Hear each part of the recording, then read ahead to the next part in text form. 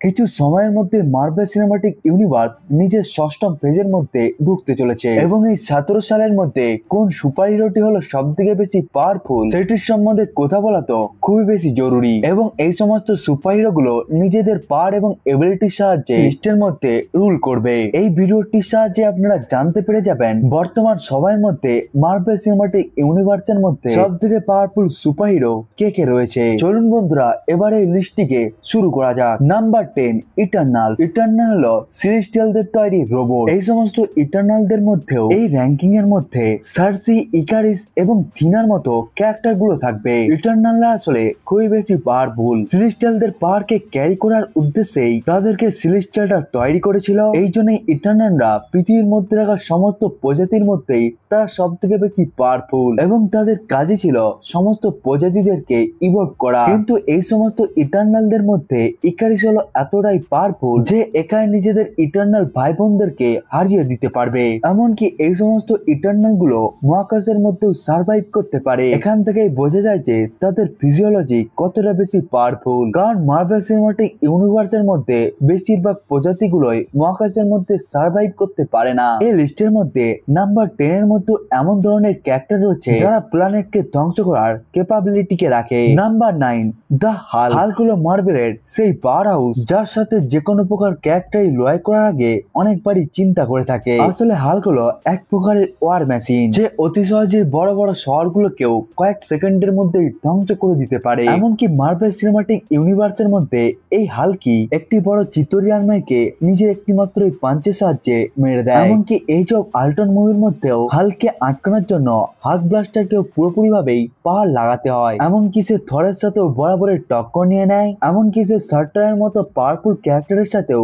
লড়াই করার সময় একটু মাত্র ভাবেনি। হাল্ক আসলে এক প্রকারের ডিস্ট্রাকশন যেগুলোকে আমরা এমসিইউর এই সমস্ত ফিটস গুলো থেকেই জানতে পেরে গিয়েছি। এমনকি এমসিইউর মধ্যে এখনো পর্যন্ত এটিকে দেখানো হয়নি যে এই সুপার হিরোর সাথে যতক্ষণ পর্যন্ত লড়াই করা হবে সে ততই বেশি পরিমাণে পাওয়ারফুল হয়ে যাবে। এবং হাল্কের সাথে যদি কোনো লড়াই অনেকক্ষণ ধরে চলতে থাকে তখন হাল্ক এক প্রকারের রেডিয়েশন বোমেই পরিবর্তন হয়ে যায় যার রাগ কখনোই কম হয় না। এবার আসা যাক পরবর্তী সুপার হিরোর কাছে। Number 8 captain Marvel. ইউএস এয়ারফোর্সের এই ক্যারেক্টার যে নিজের পাওয়ারকে পেয়েছিল লাইট স্পিড ইঞ্জিনের ফেটে যাওয়ার জন্য সে আমাদের লিস্টের 8 পজিশনকে ডিজার্ভ করে। ক্যারেল ডেনভারের আসলে দুই ধরনের পাওয়ার রয়েছে। প্রথমত হলো এনার্জি ম্যানিপুলেশন যেখানে সে এনার্জিকে অ্যাবজর্ব করে সেটিকে ম্যানিপুলেট করতে পারে, এবং দ্বিতীয় পাওয়ারটি হলো এনার্জি প্রজেকশন যেখানে সে নিজের হাতের সাহায্যে এনার্জি ব্লাস্টকে শুট করতে পারে। এমনকি সে ওড়ার সাথে সাথে বেসিক্যালি সেই সমস্ত কাজগুলোকে করতে পারে যেগুলোকে আসলে একটি পাওয়ারফুল সুপার হিরো করে থাকে। এমনকি captain Marvel hand to hand ব্যাটেলেও খুবই বেশি এক্সপার্ট। তাকে আসলে গ্রি ফোর্সের লোকেরা ট্রেনিং দিয়েছিল। এমনকি সে নিজের প্রথম অ্যাপিয়ারেন্সের মধ্যেই ক্রি আর্মির পাওয়ারফুল স্পেসশিপকেও সে আটকিয়ে নিয়েছিল। ক্যারেলের পাওয়ার লেভেল এতটাই বেশি ছিল যে যার ফলে সে রোনিনের মতো পাওয়ারফুল ক্যারেক্টারকেও ভয় পাইয়ে দিয়েছিল। এমনকি আমরা ক্যারলের সাথে থ্যানোসের পাওয়ারফুল ব্যাটেলকেও কখনোই ভুলতে পারিনি। ক্যাপ্টেন মার্ভেল এন্ড গেমের মধ্যে খুব কম সময়ের এন্ট্রির মধ্যেই সে থ্যানোসের পাওয়ারফুল স্পেসশিপকেও ধ্বংস করে দিয়েছিল, এবং থ্যানোস যদি পাওয়ার স্টোনকে ব্যবহার না করে ক্যাপ্টেন মার্ভেলের উপর না অ্যাটাক করত তখন ওই লড়াইয়ের মধ্যে অবশ্যই ক্যাপ্টেন মার্ভেল থ্যানোসকে হারাতে পারত। এই জন্যই ক্যাপ্টেন মার্ভেল এই পজিশনকে ডিজার্ভ করে। এবার আসা যাক পরবর্তী সুপার হিরোর কাছে। নাম্বার 7 এ রয়েছে আমাদের কাছে অ্যাডাম ওয়ারলক। যেই সমস্ত মার্ভেল ফ্যান্সরা অ্যাডাম ওয়ারলককে দুর্বল মনে করছেন তাদেরকে আমি বলে দিই যে সোভরেনেন্সের সায়েন্স এতটাই বেশি পরিমাণে অ্যাডভান্স ছিল যে র্যাভেজার্স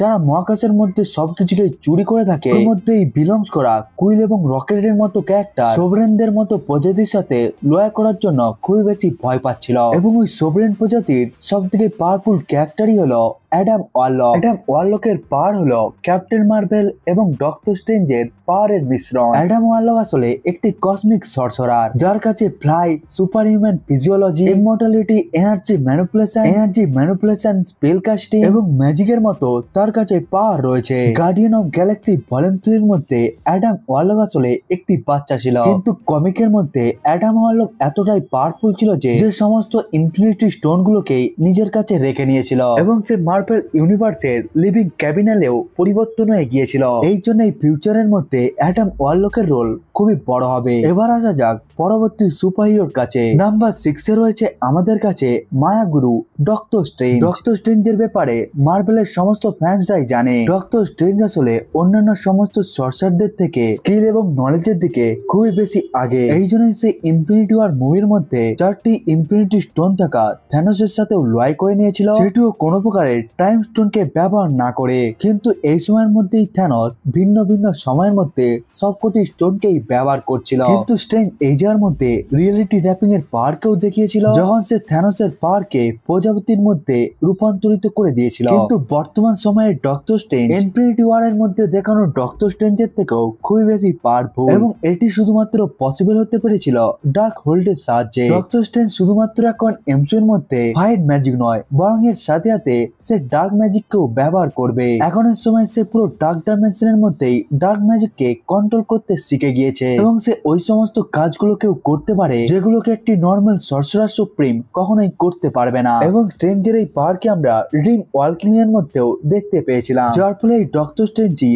হোয়াট ইফ এর মধ্যে দেখানো ডক্টর স্ট্রেঞ্জের পাওয়ারের কাছেও চলে যেতে পারবে। এবার আসা যাক পরবর্তী সুপারহিরোর কাছে। নাম্বার 5 রয়েছে আমাদের কাছে ওয়ান্ডা, অর্থাৎ দ্য স্কারলেট উইচ। এটি হলো আসলে এমন এক ধরনের বিং যেটি পুরো ইউনিভার্সের মধ্যে একজনই থাকতে পারে। তার কাছে কেওস এবং ডার্ক ম্যাজিকের এমন পাওয়ার রয়েছে যার কাছ দিয়ে কোনো প্রকার ডার্ক পাওয়ার আশপাশ দিয়ে যেতে পারে না। এমনকি সে পাওয়ারফুল সোলস্টোনকেও অতি সহজেই ডিস্ট্রয় করে দিয়েছিল। এমনকি তার হেক্স ম্যাজিক এতটাই পরিমাণে রিয়েলিটিকে পরিবর্তন করে দিতে পারে, যার ফলে মানুষের আইডেন্টিটি, তাদের রূপ, কি তাদের মেমোরিও পুরোপুরি ভাবে চেঞ্জ হয়ে যেতে পারে। কিন্তু এই সময়ের মধ্যে ওয়ান্ডা নিজেকে থামায়নি, এই জন্য সে ডার্ক ম্যাজিককেও খুবই ভালোভাবে পড়ে নেয়। এমনকি স্কারলেট উইচ নিজের পাওয়ারকে ব্যবহার করে সে থ্যানোসের মতো পাওয়ারফুল ক্যারেক্টারের উপরেও ভারী পড়ছিল, এবং থ্যানোস যদি ওপেন ফায়ারকে না করতো তাহলে থ্যানোসকে ওয়ান্ডা পুরোপুরি ভাবেই মেরে দিত। ওয়ান্ডার রিয়েলিটি র্যাপিং এতটাই ভয়ানক হয়ে থাকে যে যার ফলে সে যেকোনো অ্যাটাককেই তার বিরুদ্ধে পরিবর্তন করে দিতে পারে,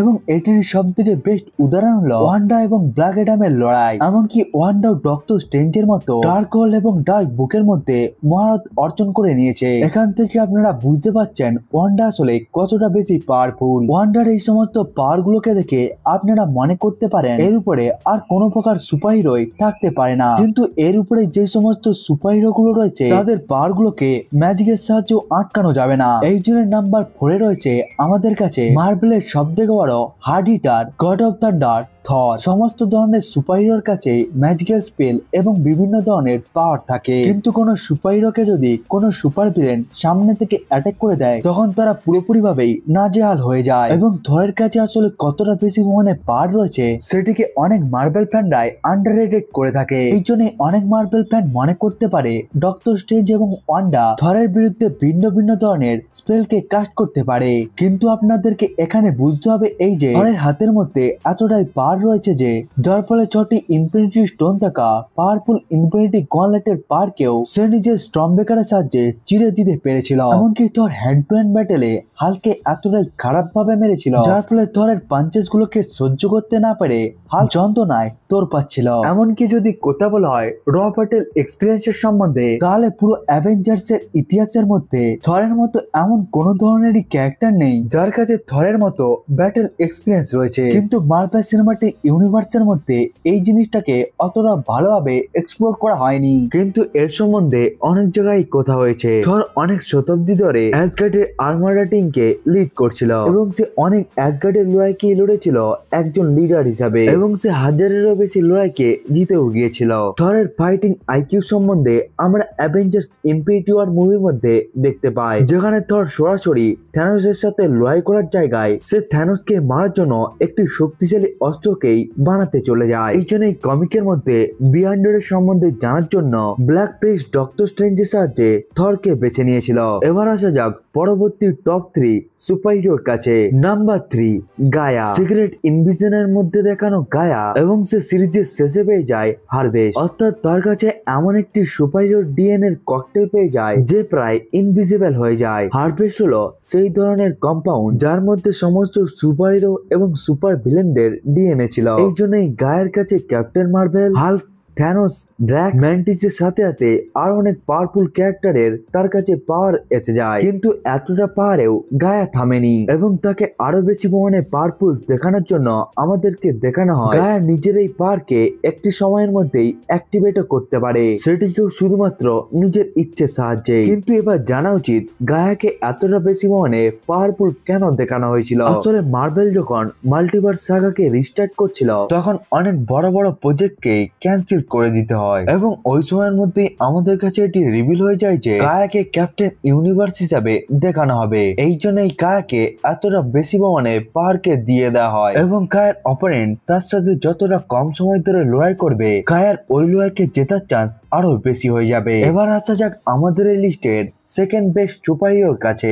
নাম্বার 2, সেন্ট্রি। মার্ভেল সিনেমাটিক ইউনিভার্সের সুপারম্যান হলো সেন্ট্রি। এর কাছে হাজারটি এক্সপ্লোডিভশনের পাওয়ার রয়েছে, এর সাথে তার কাছে রয়েছে টেলিপ্যাথিক, টেলিমাইন, রিয়েলিটি র্যাপিং এবং আরো অনেক ধরনের পাওয়ার এবং এবিলিটি। কারণ সেন্ট্রিকে যতটা বেশি পরিমাণে এক্সপ্লোর করা হবে তার পাওয়ার ততটাই বেশি পরিমাণে আমাদের কাছে এসে যাবে। মার্ভেল সিনেমাটিক ইউনিভার্সের মধ্যে সেন্ট্রির পাওয়ারকে এখনো পর্যন্ত দেখে আপনারা হয়তো তাকে অতটাও পাওয়ারফুল মনে করবেন না, কিন্তু যারা এই সুপার হিরোর পাওয়ার লিস্টকে বুঝে থাকবে তারা খুব ভালোভাবেই জানবে যে ক্যারেক্টারের কাছে টেলিপ্যাথিক এবং টেলিকাইনেসিসের দুটো পাওয়ারই থাকবে সেই ক্যারেক্টারটি আসলে কতটা পাওয়ারফুল হতে পারে। এমনকি এমসিউর আসতে থাকা মুভির মধ্যে সেন্ট্রির ব্যাটেল গ্রাউন্ডের মধ্যে থাকায় নিশ্চিত করবে ওই ব্যাটেলকে সুপার হিরোরা জিতবে নাকি সুপার ভিলেনরা। সেন্ট্রির পাওয়ারকে আপনারা এখান থেকেই বুঝতে পারবেন যে নিউট্রন স্টারের পাওয়ারকে থর কিছুটা সময় ধরেই সহ্য করার পর মৃত্যুর দিকে চলে গিয়েছিল, তেমনই 1000টি স্টারকে ব্যবহার করে সেন্ট্রির মতো পাওয়ারফুল ক্যারেক্টারকে